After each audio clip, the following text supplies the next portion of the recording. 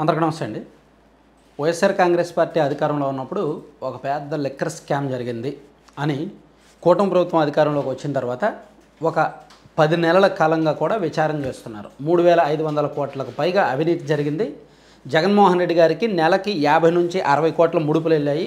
మిథున్ రెడ్డి గారు, సజ్జల శ్రీధర్ రెడ్డి గారు అండ్ చెవిరెడ్డి భాస్కర్ రెడ్డి గారు, కృష్ణమోహన్ రెడ్డి గారు, ధనంజయ రెడ్డి గారు, సోకాల్ చాలామంది, విజయసాయి రెడ్డి గారు అండ్ రాజకేశ్ రెడ్డి వీళ్ళందరూ కూడా ప్రస్తుతానికి జైల్లో ఉన్నారు. నిన్న కొంతమంది రిలీజ్ అయ్యారు. సరే, ఇదంతా కూడా వైసీపీ హయాంలో జరిగిన మద్యం స్కామ్లో కూటమి ప్రభుత్వం వచ్చాక సిట్ దర్యాప్తులో తేలిన అంశాలు కాసేపు పక్కన పెట్టేద్దాం. దీని అప్డేట్స్ ఎప్పటికప్పుడు చెప్పుకుంటున్నాం.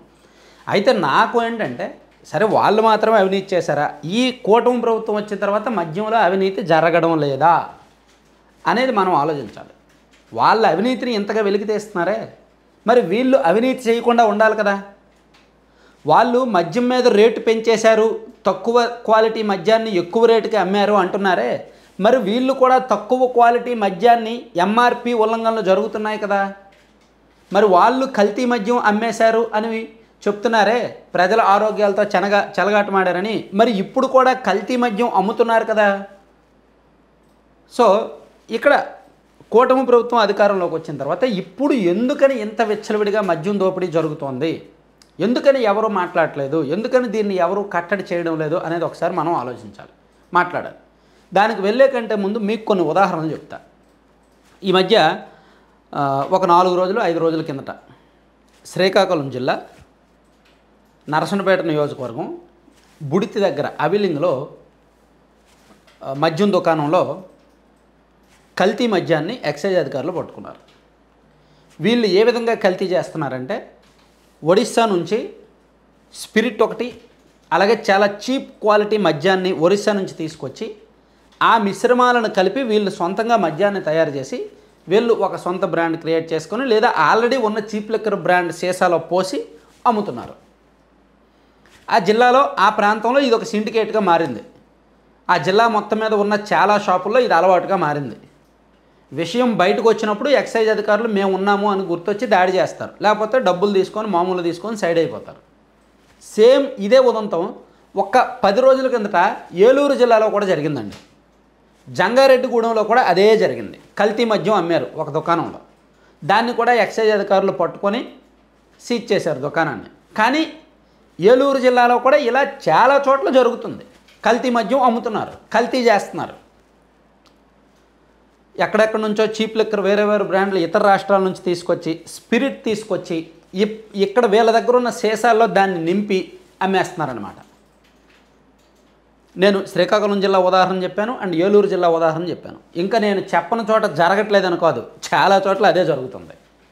సో కల్తీ మద్యం ప్రజల ప్రాణాలు పోతాయని వైసీపీ హయాంలో కల్తీ మద్యం అమ్మారని వీళ్ళే చెప్తున్నారు. మరి ఇప్పుడు జరుగుతున్నది ఏమిటి, కాసేపు పక్కన పెడదాం. ఎంఆర్పి ఉల్లంఘనలు ఎంత చెప్పుకున్నా తక్కువే, ప్రతి చోట జరుగుతూనే ఉన్నాయి. సో ఇక్కడ ఎంఆర్పి ఉల్లంఘనలు ఏ విధంగా జరుగుతున్నాయి అనేదానికి మీకు ఒక ఉదాహరణ చెప్తాను చూడండి. పక్కన ఒకసారి చూడండి. ఆ బ్రాండ్ పేరు అంటే జస్ట్ ఒక శాంపిల్, ఒక ఉదాహరణ. ఓల్డ్ టైమర్ అనే బ్రాండ్ ఇక్కడ భీమవరం ప్రాంతంలో నేను ఒక ఉదాహరణ తెప్పించుకున్నా.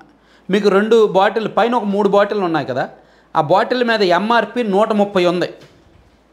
డేటు 16/8/2025 ఉంది. 16/8/2025 నాటికి 130 రూపాయలు ఉంది. అదే బాటిల్ పక్కన ఫోటో చూడండి, 7/8/2025 డేట్ వచ్చేసరికి 120 రూపాయలు ఉంది. అంటే ఒక్క 10 రోజుల తేడాలో 10 రూపాయలు ఎందుకు పెరిగిందంటారు? ప్రభుత్వం ఏమీ ఎంఆర్పి ధరలు పెంచలా, కానీ అదే బాటిల్ అదే బ్రాండు 7వ తేదీనేమో 120 రూపాయలు ఉంది, 16వ తేదీకి వచ్చేసరికి 130 అయింది. ఏ విధంగా అయింది? వాళ్ళకి నచ్చినట్టు వాళ్ళు ఎంఆర్పీలు వేసుకుంటున్నారు. ప్రభుత్వం ఏమీ ఎంఆర్పీలు పెంచలా. ఈ 10 రోజుల గ్యాప్లో వాళ్ళకి నచ్చినట్టు వాళ్ళు ఎంఆర్పీలు వేసుకుంటున్నారండి. సో ఇక్కడ మీకు అనేక బ్రాండ్ల పక్కన చూడండి. అంబర్ హౌస్ అనేది 140 రూపాయలు వేశారు. అది నిజానికి 120 ఎంఆర్పి. 120 అనేది కనిపించకుండా వేసి 140 కనిపించేటట్టు పెద్ద వేశారు. అలా ప్రతీదీ కూడా దాని ఒరిజినల్ 120. మీరు ఆ పక్కన బాటిల్ కూడా చూడొచ్చు. ఇలా ప్రతీదీ కూడా 120 రూపాయల బాటిల్ మీద 120 ఎంఆర్పి ఉన్న క్వార్టర్ సీసా మీద 130, 140 అలా వేస్తున్నారు. ఇది బెల్ట్ షాపులకు వెళ్ళేసరికి 150. బెల్ట్ షాపుల్లో ఎవరో కొనుక్కునేది 170కి, అంటే 120 రూపాయలకి అమ్మాల్సింది బెల్ట్ షాపుల్లో 170కి వెళ్తుంది. షాపుల్లో వీళ్ళు సీజన్ బట్టి, రోజును బట్టి, టైంను బట్టి 130 తీసుకుంటున్నారు, 140 తీసుకుంటున్నారు అనమాట. సో ఇలా ఎంఆర్పి ఉల్లంఘనలు జరుగుతున్నాయి. నాట్ ఓన్లీ నేను భీమవరం ఉదాహరణలు చెప్పాను, ఇది భీమవరంలోనే కాదు, ఏలూరులో కూడా, దెందులూరు కాన్స్టిట్యున్సీలో కూడా నేను ఒక 7-8 షాపుల్లో చెక్ చేశాను, ఎంఆర్పి ఉల్లంఘనలు జరుగుతున్నాయి. అలాగే నేను పల్నాడు జిల్లాలో నరసరావుపేట నియోజకవర్గంలో కొన్ని షాపులు, అండ్ అద్దంకి, బల్లికొరవ అండ్ ఆ ప్రాంతంలో కొన్ని షాపులు, అండ్ ఒంగోలు, నాగులుప్పలపాడు ప్రాంతంలో కొన్ని షాపులు, అండ్ నెల్లూరు జిల్లా కావలి, నెల్లూరు రూరల్ పరిధిలో, సర్వేపల్లి పరిధిలో కొన్ని షాపులు. ఇలా మన సబ్స్క్రైబర్స్నే నేను చాలామందిని అడిగాను అనమాట. మన టీంలో చాలామంది ఉన్నారు, వాళ్ళని అందరిని అడిగా అసలు ఎలా ఉంది అంటే, కొన్ని చోట్ల నెలలో ఒక 10 రోజులు మామూలు రేట్లు అమ్మి 20 రోజులు మాత్రం ఎంఆర్పిని ఉల్లంఘిస్తున్నారు. ఇది జరుగుతుంది. అయితే ఎంఆర్పి ఉల్లంఘనలు సహజమైపోయాయి. కొన్ని చోట్లేమో గవర్నమెంట్కి ఆ ఎక్సైజ్ అధికారులు పెట్టిన, అంటే ఏదో కొన్ని ఉంటాయిగా షో చేయడానికి, ఓ 10 రోజులు షో చేస్తున్నారు, ఎంఆర్పీలకి అమ్మినట్టు షో చేస్తున్నారు. ఆ తర్వాత 20 రోజులు 15 రోజులు మాత్రం వాళ్ళ ఇష్టం అనమాట, వాళ్ళ ఇష్టం వచ్చిన రేట్లకు అమ్ముతున్నారు. దాంతోపాటు ఇంకా బెల్ట్ షాపులు అంటారా, ఇంకా చెప్పే పనే లేదు. బెల్ట్ షాపులు మరీ వెచ్చలవిడి అయిపోయినాయి. ప్రతి ఊర్లో కూడా బెల్ట్ షాపులు ఉన్నాయి. ప్రతి ఊర్లో మినిమం ఒక బెల్ట్ షాప్. రాష్ట్ర వ్యాప్తంగా 13,600కు పైగా గ్రామాలు ఉంటే అంతకంటే ఎక్కువే బెల్ట్ షాపులు ఉన్నాయి. కొన్ని గ్రామాల్లో 2 లేదా 3 బెల్ట్ షాపులు ఉన్నాయి. బెల్ట్ షాపు లేని ఊరు లేదు. మరీ ఆ ఊరిలో మహిళలు, ఆ కుటుంబాలందరూ రోడ్డెక్కి గొడవ చేస్తే బెల్ట్ షాపులు ఆపేస్తున్నారు తప్ప ఇంకెక్కడ బెల్ట్ షాపులు అయితే ఆపట్లేదు. అంటే ప్యూర్లీ కల్తీ మద్యం అమ్ముతున్నారు, ఎంఆర్పి కంటే ఎక్కువ రేటుకు అమ్ముతున్నారు. బెల్ట్ షాపులు కూడా విపరీతంగా అమ్ముతున్నారు. బెల్ట్ షాపులు నేను కల్లారా చూసినవే ఉన్నాయి.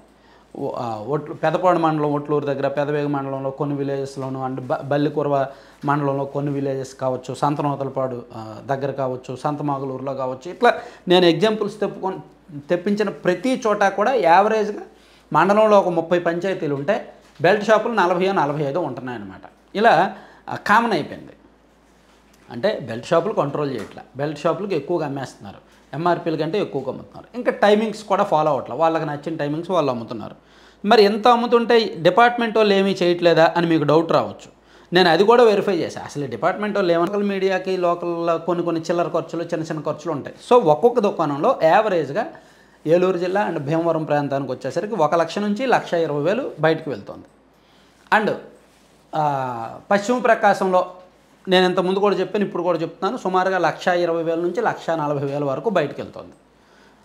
అండ్ శ్రీకాకుళం, పల్నాడు, నెల్లూరు ఈ ప్రాంతాల్లో 70,000 నుంచి 1,00,000 రూపాయల వరకు నెల ఒక్కొక్క దుకాణం నుంచి మామూలు రూపంలో బయటకు వెళ్తుంది. అంటే మీరు ఇక్కడ అర్థం చేసుకోవాల్సింది, నేను నాణేనికి రెండో వైపు కూడా చెప్తానుండి, నాణేనికి రెండో వైపు చెప్పే ముగిస్తాను. సో అంటే ఎక్సైజ్ డిపార్ట్మెంట్కి, ల్యాండ్ ఆర్డర్కి అందరికీ ఇవ్వాల్సిన ఇచ్చేస్తున్నారు. ఒక్కొక్క షాప్ నుంచి నెలకు 70,000 నుంచి 1,50,000 వరకు కమిషన్ల రూపంలో వెళ్ళిపోతుంది. ఎందుకంటే ఎక్సైజ్ డిపార్ట్మెంట్ వాళ్ళకి ఎందుకు ఇవ్వాలి, ల్యాండ్ ఆర్డర్ వాళ్ళకి ఎందుకు ఇవ్వాలి? వాళ్ళు ఎంఆర్పీలు ఉల్లంఘిస్తారు, వాళ్ళు బెల్ట్ షాపులు మెయింటైన్ చేస్తారు, వాళ్ళు టైమింగ్స్ ఫాలో అవ్వరు, అవసరమైతే వాళ్ళు కల్తీలు కూడా చేస్తారు. ఇది జరుగుతున్న అవినీతి, ప్యూర్లీ అవినీతి. మరి అవినీతికి కారణం ఎవరు? దుకాణదారుల, ఎక్సైజ్ డిపార్ట్మెంట్ వల్ల, ప్రభుత్వమా? ఎవరి పాత్ర వాళ్ళకుంది, ఎవరి పాత్ర వాళ్ళకుంది. ఇక్కడ ప్రభుత్వ పాత్ర ఏమిటంటే 20% కమిషన్ ఇస్తాము అని చెప్పారు. మద్యం దుకాణాలు మీరు పెట్టుకోండి, 20% కమిషన్ ఇస్తామన్నారు. 20% కమిషన్ ఇస్తే ఒక షాపులో రోజుకు ఒక 3 లక్షలు బిజినెస్ జరిగింది అనుకోండి, అందులో వాళ్ళకి 20% అంటే 60,000 ఆ రోజు కౌంటర్లో మిగులుద్ది. 60,000 మిగులుతుంది. ఆ 60,000లో వాళ్ళకు ఒక 10,000, 15,000, 20,000 ఖర్చులు పోయినా, మెయింటెనెన్స్, స్టాఫ్ ఆ ఖర్చులు పోయినా ఒక 40,000 వాళ్ళకు మిగులుతుంది రోజు వచ్చేసరికి.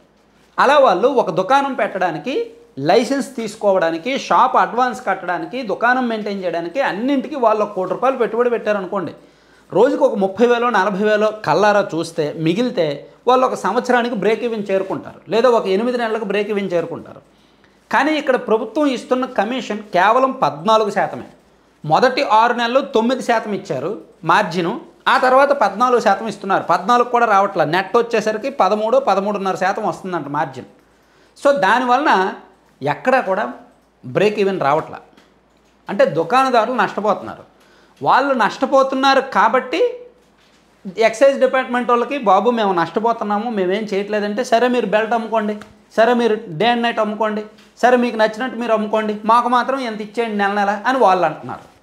ఇక్కడ ప్రభుత్వం కూడా సరే మీరు నష్టపోతున్నారుగా, మేము బెల్ట్ విషయంలో మరీ కఠినంగా లేంగా, మీకు నచ్చినట్టు మీరు చేసుకోండి అని వెసులుబాటు ఇస్తున్నారు. అంటే ఇక్కడ ప్రభుత్వం ఏమో మీరు ఏదైనా చేసుకోండి అయ్యా, మేము మాత్రం మీకు 13-14% కమిషన్ ఇస్తాం, ఎందుకంటే మాకు కూడా ఇక్కడ మద్యం అమ్మితేనే మద్యం ద్వారా వచ్చే ఆదాయంతో మేము అనేక సంక్షేమ పథకాలు నడపాలనేది ప్రభుత్వం భావిస్తుంది. డిపార్ట్మెంట్ వాళ్ళేమో మాకు వచ్చిన జీతాలు సరిపోవట్లేదు బాబు, అందులోకి మేము బయట కొన్ని ఖర్చులు పెట్టుకోవాలి, మా వెహికల్స్ మేమే కొనుక్కోవాలి, మా వెహికల్స్కి మేమే పెట్రోల్ పోసుకోవాలి, మా వెహికల్స్కి మేమే డీజిల్ పోసుకోవాలి, మా ఆఫీసులకు మేమే మెయింటైన్ చేసుకోవాలి, మాకు పైనుంచి ఏమీ ఫండింగ్ రాదు, పైగా ఎక్కడ ఏ డిపార్ట్మెంట్కి ఆకలి వేసినా సరే మమ్మల్ని అడుగుతుంటారు ఆకలి తీర్చమని. కాబట్టి మాకు మీరు ఎన్ని తిప్పలైనా పడండి, ఒక్కొక్క దుకాణం నుంచి యావరేజ్గా మాకు నెలకి 70,000, 80,000, ₹1,00,000, ₹1,50,000 మాకు ఇవ్వాల్సిందే అని డిపార్ట్మెంట్ వాళ్ళు అంటారు. ఈ మద్యం దుకాణం వాళ్ళేమో సరే మీకు అంత ఇస్తున్నప్పుడు మా ఇష్టం, మా జోలికి మీరు రాకూడదు అని వీళ్ళు. ఇక్కడ ఎవరు దొంగ అంటే ఎవరికి వాళ్ళే దొంగలు, ఎవరు దొర అంటే ఎవరికి వాళ్ళే దొరలు, ఎవరి కారణాలు వాళ్ళకున్నాయి, ఎవరి సాకులు వాళ్ళకున్నాయి. అంతిమంగా నలిగిపోతున్నది ప్రజలు, వినియోగదారుడు. ₹120 బాటిల్ 140కో 150కో కొంటున్నాడు. పైగా ఇంకొక ట్విస్ట్ ఉంది, ₹99 ఎంఆర్పికి చీప్ లిక్కర్ అదే క్వార్టర్ తీసుకొస్తామని ప్రభుత్వం ఎంతో అధికారికంగా ప్రకటించుకున్నారు కదా. అసలు ఎక్కడైనా ₹99 క్వార్టర్ మద్యం ఉందా? ఏ షాపులో అయినా ఉందా? ఉండదు. అవన్నీ కూడా బ్లాక్లో వెళ్ళిపోతాయి, అవన్నీ కూడా బెల్ట్కి వెళ్ళిపోతాయి. 99 షాపుల్లో వెళ్తే ₹99 క్వార్టర్ ఇవ్వరు, లేవనే చెప్తారు, స్టాక్ అయిపోయిందనే చెప్తారు. అవి బెల్ట్ షాపుల్లో ఉంటాయి. బెల్ట్కి వెళ్ళేసరికి అది 130, 140 అవుద్దన్నమాట. సో అలా ఉంది మద్యం. మరి ఇది స్కామ్ కాదా? స్కామ్ అవునా కాదా? ఇది కుంభకోణం అవునా కాదా? ఇది అవినీతి అవునా కాదా అనేది మీరే కామెంట్ చేసి చెప్పండి.